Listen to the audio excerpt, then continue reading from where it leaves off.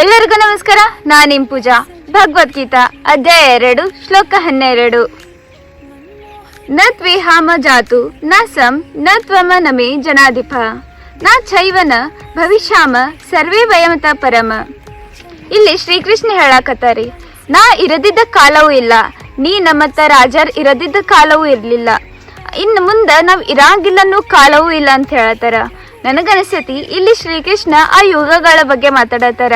ಸತ್ಯಯುಗ, ತ್ರೇತಯುಗ, ದ್ವಾಪರ ಯುಗ, ಕಲಿಯುಗ.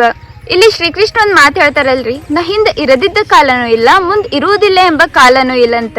ಅಂದ್ರೆ ಅವ್ರೀಗ ಶ್ರೀಕೃಷ್ಣ ಅವತಾರ ತಾಳಿದ ಅಂದ್ರೆ ವಿಷ್ಣುವಿನ 8ನೇ ಅವತಾರ ಶ್ರೀಕೃಷ್ಣ ದ್ವಾಪರ ಯುಗದಾಗ ಜನ್ಮ ತಾಳಿ ನಮ್ಗ ಗೀತೋಪದೇಶ ನೀಡಿ ಹೋದ್ರ.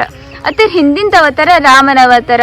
ಅಲ್ಲಿ ನಮ್ಗ ಒಬ್ಬ ಪುರುಷೋತ್ತಮ ಹೆಂಗ್ ಇರ್ಬೇಕು, ಒಬ್ಬ ಮನುಷ್ಯ ಉತ್ತಮ ಹೆಂಗ್ ಆಗ್ಬೇಕಂಬುದ ಕಲ್ಸಿಕೊಟ್ಟು ಹೋದ್ರ.